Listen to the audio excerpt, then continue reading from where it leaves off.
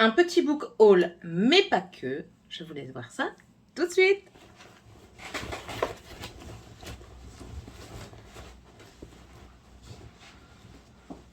Hello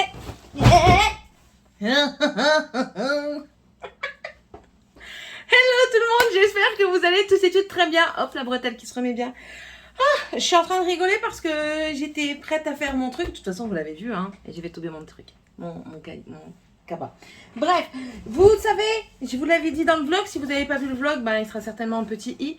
Sinon, vous inquiétez pas, il n'est pas très loin. Hein. Je suis allée samedi 27.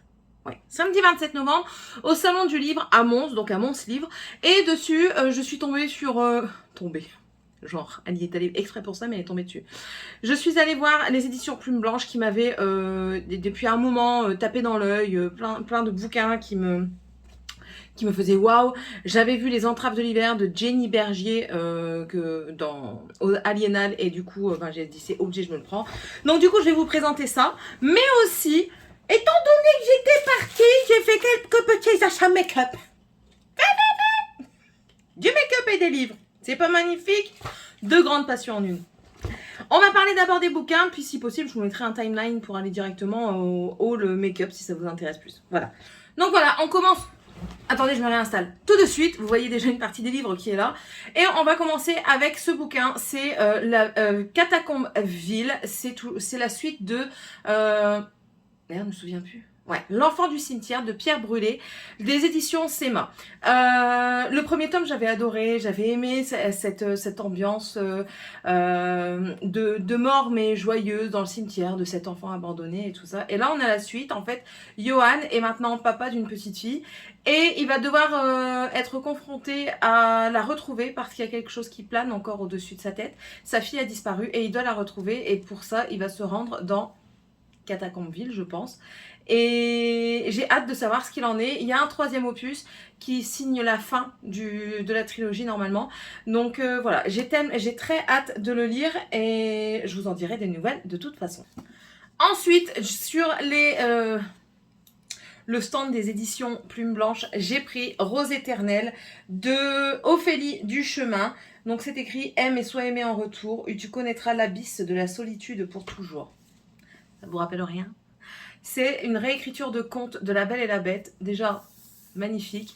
Et j'ai hâte de voir parce que c'est un tout petit synopsis. Ça, c'est un avis, mais sinon, c'est un tout petit synopsis et j'ai hâte, je vais vous le lire.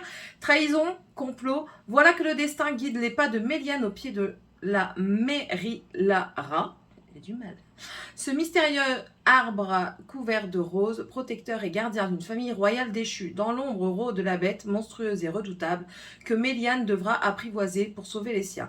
Il ressemblait à un prédateur dangereux, sauvage, et il était aussi autre chose, quelque chose d'indéfinissable. Donc voilà, très envie de le lire, j'en entends que du bien sur la Booksphère, donc voilà, très hâte. Et puis franchement, tout est dans le détail. Regardez ici, le code barre, comme ça. Les écritures ici, c'est... Je trouve magnifique. Là, c'est mat, les roses, elles sont en brillant et tout ça, c'est magnifique. J'ai une superbe dédicace. Et je les ai pas encore, les dédicaces, je vais bientôt le faire. Ouh, c'est trop. Avec le petit marque-tapage. Voilà. Et de la même autrice, j'ai pris Murmure de l'océan, qui avait été... j'ai vu sur Instagram que en dessous j'ai du mal, des posts de édition Plume Blanche qui disaient obligé, je me le prends, la dernière fois il était en rupture sur les stands et tout ça, donc moi aussi je me le suis pris. Je me suis laissé le temps de la réflexion, 5 minutes. Et du coup, je l'ai pris. Et celui-ci, ça doit être une réécriture de conte de La Petite Sirène. De toute façon, on voit ici. Et je vais vous lire un petit peu l'arrière. Haine, vengeance, à l'heure où la voix de l'océan lui a été arrachée, emportant son innocence et sa naïveté, Aileen foule à nouveau la terre des hommes, prête à tout pour retrouver ceux qui ont anéanti son existence. Mais quand le destin la ramène vers Eric, celui qu'elle fuit depuis si longtemps, le cœur des abysses s'apprête à se soulever en un chant funèbre, menaçant de détruire tout ce qu'elle est, jusqu'à son âme. Un dessus, Un murmure monte à des profondeurs, envoûtant, magnifique, bouleversant, un chant qui l'enveloppa, tel un rêve issu d'un autre monde. C'est pareil, encore une fois, la couverture, elle est tout de mat, mais les coquillages, ils sont en surbrillant. C'est magnifique, magnifique, magnifique, magnifique. Ensuite, j'ai pris de Morgan Rugraph Lune Ardente, premier cycle crépuscule. Celui-ci, je l'ai vu dernièrement sur le vlog de Nina Quill. Elle l'avait eu, elle avait dit qu'elle avait trop hâte, que les gens n'en disaient que du bien. Je ne l'ai pas encore beaucoup vu, mais du coup, je me suis laissée tomber, succomber, on va dire. On verra bien ce que ça dit. Parce que j'ai lu, mais je veux pas... Je vous le lis. Allez, soyons fous. Depuis la nuit des temps, les sombres lunes et les sangs de soleil sont des peuples ennemis. Les premiers adulateurs de la lune vivent en Tsagaan, pays de glace et de neiges éternelles. Les seconds, adorateurs du soleil, règnent en Ulaan, royaume de sable et de luxure. Sur le point de perdre la guerre, Siobhan, Calypsa, princesse Tsagaanienne... J'ai dit vos noms quand même. Pactise avec le roi Callaghan Huxley, son ennemi. Elle épousera son fils aîné, renoncera à son héritage de la lune et deviendra une princesse bâtarde en embrassant la nation du soleil pour protéger les siens. Si la haine des princes héritiers à l'égard des sombres lunes ne souffre d'aucune limite, le soleil semble pourtant perdre son influence sur ses enfants. Donc voilà, ça a l'air super prenant. Ça a l'air d'être le fait une princesse qui se sacrifie pour son peuple, quoi, pour le sauver. Et du coup, qui a un revirement de situation. On a l'impression de ça. Donc j'ai hâte. Tout ce que je vais vous dire, j'ai hâte, hein, clairement. Ça, je vais vous le dire après parce que c'est un tome 1. Ensuite, j'ai pris Tiziri. Le tome 1, le choix d'Astar, c'est de Alexiane Delis. Alors celui-ci est vraiment en grande avant-première. Je vous explique pourquoi. Sa parution officielle sera en novembre 2022. Donc voilà, j'ai dit, allez, j'y vais, en avant-première. C'est la première fois, c'est parti, je le prends. Je n'ai même pas lu l'arrière. Écoutez, je n'ai même pas lu l'arrière parce que j'ai dit, je me laisse la surprise. Même là maintenant, je ne le lirai pas avec vous. Si vous voulez, je peux peut-être vous mettre à l'écran le synopsis. Mais moi, personnellement, je ne le lirai pas. Je veux me laisser la surprise. Je veux savoir si j'ai bien fait de me le prendre sans savoir de quoi il en retournait. Ensuite, j'ai pris de Jenny Bergier, Les Entraves de l'hiver. C'est celui-ci. Alors déjà, pareil. Franchement, Édition Plume Blanche font vraiment des couvertures sublimes. Voilà, tout simplement. Je voulais prendre Alunioc. Qu'est-ce que j'ai regretté quand je suis rentrée chez moi de ne pas l'avoir pris. Et dimanche, je n'ai pas pu y aller. J'aurais pris le tome 1 et le 2. Je m'en fous. Je les aurais pris. J'ai vraiment regretté. J'aurais dû. En même temps, je voulais te prendre tout le stand.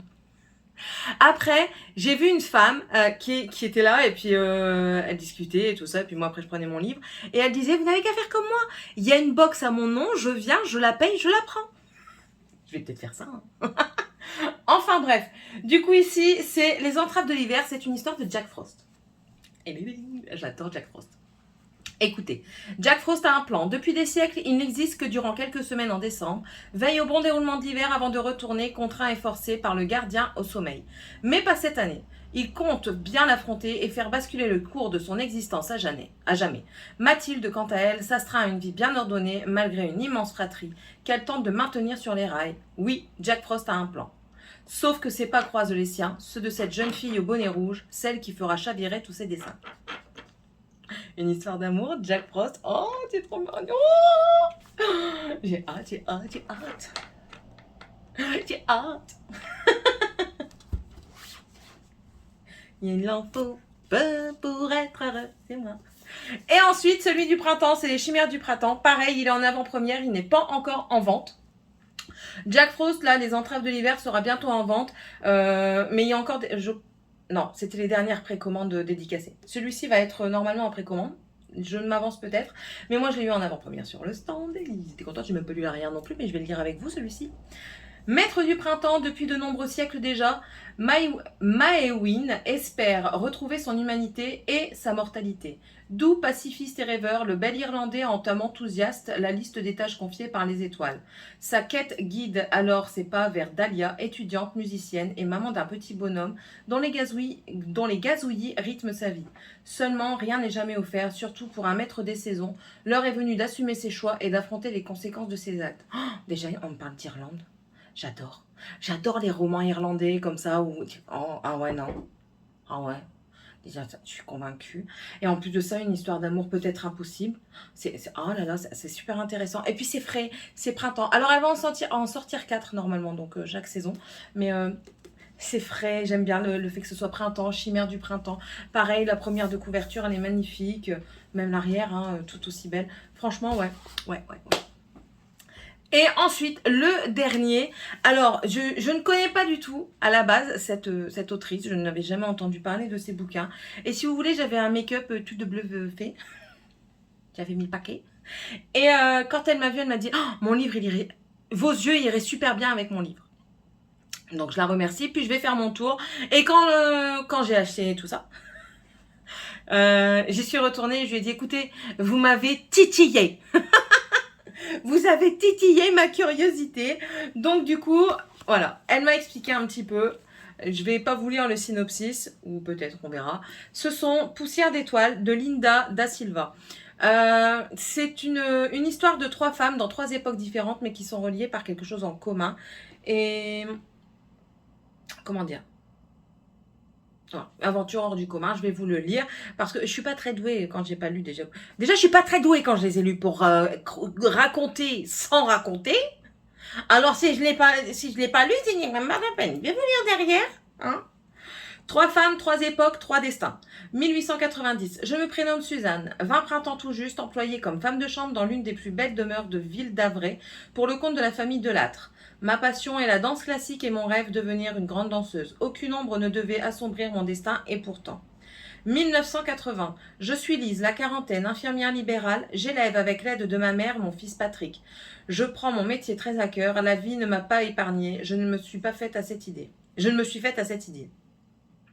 2020, je m'appelle Agnès, la trentaine. J'évolue dans le monde de la mode en tant que styliste. J'ai enfin trouvé l'amour, le vrai, auprès de Mathieu. Mais une apparition a bouleversé mon existence. Liées sans le savoir parce qu'elles ont de plus cher, elles vont vivre une aventure hors du commun. Ça m'a tenté et en plus de ça, elle m'a dit qu'elle avait écrit ce livre dans une trame assez facile. C'est-à-dire qu'elle ne va pas mélanger, elle va pas passer de Suzanne à Lise et à Agnès pour après repasser à Lise ou à Suzanne ou de Suzanne. Vous voyez, elle va garder un rythme. Donc c'est-à-dire qu'elle va faire, d'après ce que j'ai compris, une partie avec 1890, une partie avec 1980, une partie avec 2020, et ainsi de suite tout au long du livre pour justement garder une bonne trame et garder le lecteur accroché. Parce que si ça partait dans tous les sens, comme elle disait, elle risquait de perdre son lecteur, et c'était pas bon pour elle, quoi. Tout simplement. Mais voilà, du coup ça m'a tenté. Elle a fait aussi un deuxième bouquin qui me tentait, mais il fallait quand même que je sois raisonnable. Bon, après j'ai vu sur Instagram, il y en a des beaucoup moins raisonnables que moi, d'accord ? Donc voilà. Donc tout ça, ce sont mes achats. Ici, Godard. Moi, j'y suis Godard. Oui. Elle est pas bien, cette fille. Non, elle est pas bien, mais c'est normal. Bref, et suite à ça, j'avais pas trop envie de rentrer chez moi tout de suite. J'étais en Belgique. Qui dit Belgique avec Céline dit Crudvat. Qui dit Crudvat dit make-up. Et Céline, elle a pris du make-up. Alors, je suis passée chez Crudvat et aussi chez Trafic. Alors, chez Trafic, on va faire d'abord. Hop, voilà, c'est tout. Chez Trafic, j'ai acheté principalement du Wet n Wild parce qu'il y avait des produits que je voulais tester, dont Tortillwood Beauty avait parlé et d'autres que j'ai vus qui m'ont intéressé. Donc, j'ai pris le Wet n Wild Impossible Primer Base, donc c'est celui-ci. Il a coûté... J'ai plus le ticket. Bon, je crois que ça devait être dans les 6 €, un truc comme ça. J'ai trouvé quand même assez petit, mais bon. C'est à base de silicone. Qu'est-ce qu'ils disent? Matifie, hydrate, estompe l'apparence des pores, prépare la peau pour un maquillage longue tenue et incroyablement exempte de silicone. Donc, c'est même pas à base de silicone. La base de teint sans silicone qui fait vraiment tout. Donc voilà, celle-ci. Ensuite, j'ai vu celui-ci. Personne n'en a jamais parlé. Donc j'ai dit, pourquoi pas, c'est une base sérum hydratant. C'est comme ceci. Et je sais pas si vous verrez, il y a plein de petites nacres dedans. Et il était presque au même prix, je crois, 6 ou 7 euros. Ça sent relativement bon. On dirait une petite odeur de pastèque comme ça. Bref. Ensuite, Tortue Beauty me l'a vendu, je l'ai acheté. J'ai pris la teinte Light Medium. C'est le Tinted Hydrator, toujours de chez Wet n Wild. Fini non gras, sans lourdeur, diaphane à moyenne, qui disent ouais, c'est moi ça. Donc voilà, je l'ai pris. On verra bien ce que ça dit. On testera ça. Et du coup, j'ai pris une palette. Ce sont les nouvelles palettes qui font et qui semblent envoyer du pâté. Donc j'en ai pris une. C'est la teinte Heart and Soul. Donc c'est teinte-ci. J'ai pris dans les teintes plus... je croyais avoir entendu monsieur, mais non. Plus dans les teintes nude, un petit peu rosé, comme ça, j'avais envie. Donc voilà. Et pareil, dans les 7 euros, quelque chose comme ça. Et du coup, j'ai trouvé aussi 2 liners comme ça. C'est des métalliques. Et écoutez, ils m'ont interpellée. Parce qu'il y a des couleurs sublimes. Et j'ai dit, franchement, pour 2,49 €, si ça fait le job, je vais me chercher toutes les teintes. Il y avait donc rose gold, argenté, il y avait doré, il y avait vert, il y avait bleu, il y avait violet, il y avait rouge et il y avait rose. Donc alors, ça se présente comme ceci. C'est une pointe comme ceci. Mais je me dis, pour faire les... Attendez, parce que c'est tout fin. C'est joli. Hein. Je ne sais pas si vous le verrez bien. La texture a l'air très fine. Donc on verra bien. Ça, c'était l'argenté. Et là, c'est le rose gold. Franchement, c'est très joli. Et si ça fonctionne bien, vous savez, pour faire les liners là au-dessus du cut crease, je trouve que ça peut, pour 2,40 €, c'est pas cher. C'est de la marque Dedona. Donc voilà, je me suis influencée. Ensuite, chez Crudvat, c'était 3 plus 1 ou 2 plus 3. Je vais vous dire ça tout de suite parce que du coup, j'ai pris le nombre exact. 1, 2, 3, 4. 1, 2... Donc, c'était 3 plus 1. Je dis, bon, allez, 3 plus 1. En plus, c'est du essence, c'est pas très cher. Donc, c'est parti. En premier, j'ai pris le scrub pour le visage à la caféine de chez Essence. Donc, il est tout neuf. Hein. Ça, c'était dans les 3. Alors, ce que j'ai pris là, c'était dans les 3,99. Ouais, entre 3,39 et 3,59. Le problème avec les tickets Crudvat, c'est qu'ils vous disent pas ce que c'est, juste que c'est du essence. Donc voilà, c'est comme ceci, c'est une poudre que vous mettez, vous mélangez avec de l'eau et après vous gommez votre visage. Ensuite, je me suis pris le mascara Lash Princess, la brosse m'a interpellée. Regardez-moi cette brosse. J'ai dit, oh oh, on va essayer. N'a pas l'air de prélever énormément de matière, on verra bien ce que ça dit. Et ensuite, vous saviez, je vous l'avais dit que j'allais craquer. J'ai craqué, j'ai pas pris la bleue, je l'avais dit. Quoique, elle paraissait pas mal. C'est pas des bleus fort pétants et dedans, vous avez des gris magnifiques. Donc, je vais peut-être me laisser tenter, mais déjà, on va essayer ceux-là. C'est la Bronzed This Way. Donc, la couleur plus nude marronné. Et là, I like to move it. I like to move it, move it. I like to move it, move it. They like that, move it. Ah mais non, j'allais dire, toi tu veux pas move it. Vous voyez, c'est pas trop peps. Ça reste hivernal, ça reste froid, c'est très joli. Très joli, qu'est-ce que vous voulez que je vous dise? C'est quoi ça? Et du coup, j'ai fait un deuxième compte. Mais bien sûr, parce que sinon j'allais avoir que les petits prix qui allaient être gratuits. Donc du coup, je prends 4 du même prix à peu près, comme ça. Hein, ça fait le job. Du coup, j'ai pris un primer. Vous savez, mes pores, moi, je veux toujours les cacher. Donc voilà, le poreless. Je l'ai essayé sur ma main. Ça avait l'air d'être pas mal. Parce qu'il y avait un testeur. C'est sans silicone. Smoothing Squalane. Je sais pas ce que ça veut dire. Français, please. Base légère à la squalane. Diminue l'apparence des pores et donne immédiatement un teint parfait et uniforme. Sans silicone. Se fond parfaitement sur la peau pour un teint mat, flou, naturel. Utilisé seul ou sous le maquillage. Donc voilà, celui-ci. Ensuite, j'ai pris un hydratant glow à la coco. C'est pour le corps, les cheveux et le visage. Donc, c'est ça. C'est sans huile. Avec des nacres. Moi, je vais essayer en spray. C'est ça, m'ouvre-toi. Ça sent Ça sent bon. C'est pas une coco trop forte, c'est léger, c'est très bien. Et j'ai pris le, comment tu t'appelles? Peppermint Glow, c'est un lip balm, c'est celui-ci. À la menthe. Et, ouais, il est fermé. Hein. Et voilà. Et en fait, j'ai remarqué, parce qu'il y avait le testeur aussi, quand je l'ai testé sur ma main, il change de couleur avec pour faire un ton rosé sur vos lèvres qui prend par rapport au pH. Donc voilà, il sent vraiment le menthol. Et ensuite, j'en ai pris un autre. Ici, c'est un Cool Collagène. C'est un plumping aussi, mais lipstick. Et c'est un vegan. J'ai pris la teinte Cool Collagène 203. C'est que des nudes, mais je les ai trouvés très jolis. Et franchement, c'est une belle teinte. Voilà. J'avais envie de tout ça. Ainsi se termine mon haul, tout simplement. Oh là là, mais ces bretelles, elles me saoulent. Donc, j'espère que ça vous aura plu. Écoutez, il en faut de tous les goûts. Et c'est comme ça. Donc, j'aime la lecture, j'aime le make-up. Et là, aujourd'hui, j'ai rallié les deux en même temps. Voilà. J'espère en tout cas que ça vous aura plu. N'hésitez pas à me mettre un pouce en l'air si c'est le cas. Si c'est le cas. Oui, si c'est le cas. À vous abonner si c'est toujours pas fait.